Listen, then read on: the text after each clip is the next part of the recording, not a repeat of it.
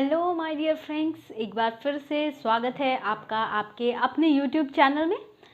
आज के इस वीडियो में हम बात करने वाले हैं टेडग्लॉब 500 इंटरनेशनल यूनिट्स इंजेक्शन के बारे में। तो टेडग्लॉब क्या है, आखिर इसका इस्तेमाल क्या है, और इससे जुड़ी बहुत सारी छोटी छोटी जानकारियाँ जो आपको होनी चाहिए वो मैं आज इस वीडियो के माध्यम से आप तक पहुँचाऊँगी। तो चलिए वीडियो शुरू करते हैं। तो टेडग्लॉब इस शुरू करने से पहले सबसे पहले मैं आपको एक बात बताऊंगी कि टिटेनस, जिसका नाम आपने लगभग सबने सुना है, जिसको हम लॉक जॉ या फिर जॉ लॉक डिसीज़ भी कहते हैं, ये होता क्या है आखिर और किसकी वजह से होता है। तो देखिए, टिटेनस एक बैक्टीरिया जिसका नाम है क्लॉस्ट्रीडियम टिटेनाई, उसकी वजह से ये टिटेनस होता है। अब ये क्लॉस्ट्रीडियम टिटेनाई के जो स्पोर्स होते हैं वो वातावरण में सब जगह फैले होते हैं, जो मिक्स हो जाते हैं डस्ट, सॉयल पार्टिकल्स या फिर एयर में मिक्स होकर के हमारी बॉडी में एंटर करके सीरियस इन्फेक्शन कॉज करते हैं। तो अब जिन लोगों में टिटेनस का इम्यूनाइजेशन नहीं हुआ है या फिर कोई वजह से उन्होंने प्रिवेंटिव मेजर्स नहीं ले पाए हैं, तो उस कंडीशन में ये दवा, ये इंजेक्शन बहुत काम की होती है, टेडग्लॉब इंजेक्शन। ठीक है, तो देखिए अब मैं आगे आपको बताऊंगी। देखिए, टिटेनस की वजह से क्या क्या समस्या हो सकती है। देखिए, टिटेनस की वजह से सीजर्स हो सकते हैं, जिसको हम दौरे भी कहते हैं, दौरे पड़ सकते हैं। साथ ही साथ मांसपेशियों में, मसल्स में इतनी भयानक ऐंठन हो सकती है जिसकी वजह से जो स्पाइन की जो बोन्स होती हैं उनमें फ्रैक्चर भी आ सकता है। सोचिए, टिटेनस इतना भयानक, इतना भयावह हो सकता है। ठीक, आगे बढ़ने से पहले आपको बोलूँगी, अगर वीडियो थोड़ा भी अच्छा लगे तो प्लीज़ लाइक कीजिएगा, शेयर कीजिएगा और चैनल पे नए हैं तो सब्सक्राइब ज़रूर कीजिएगा। तो देखिए, ये तो हुई टिटेनस की बात। अब देखिए, टेडग्लॉब, अगर हम इसकी बात करें टेडग्लॉब इंजेक्शन के बारे में, तो इसको बनाता कौन है? इसको Bharat serum and vaccines limited company ने इसको बनाया है और इसको इंट्रामस्कुलर यानी मसल्स में इंजेक्शन दी जाती है। इसकी इंट्रामस्कुलर रूट से ये इंजेक्शन दी जाती है। दोस्तों, अगर आप मेरे चैनल पे नए हैं तो एक बार आपको फिर से याद दिला दूं, हमारा यूट्यूब पे एक और चैनल है 10 डायरेक्शन न्यूज़ के नाम से, जिसका लिंक मैं डिस्क्रिप्शन में शेयर कर रही हूँ।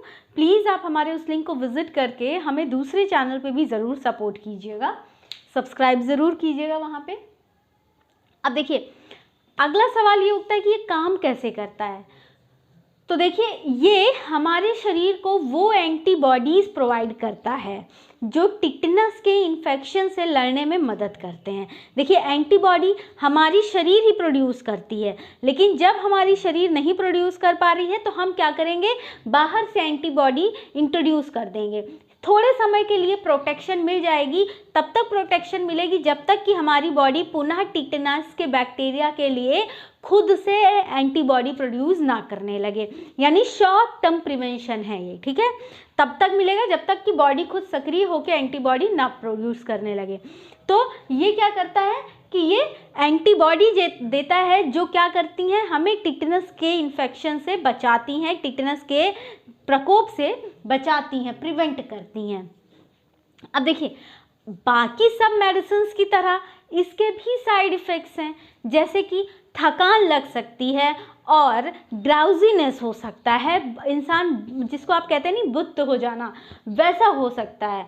तो इसलिए इस कंडीशन में जब ड्राउजीनेस आए, अच्छा एकदम इंसान किसी नशे में लगे, तो उस तरह से कोई भी ऐसा काम जिसमें एकदम कंसंट्रेशन की ज़रूरत पड़ रही है, ड्राइविंग जैसे सीरियस काम को, ये पेशेंट ना करें जो इस इंजेक्शन को ले रहे हैं, तो ज़्यादा बेहतर होता है।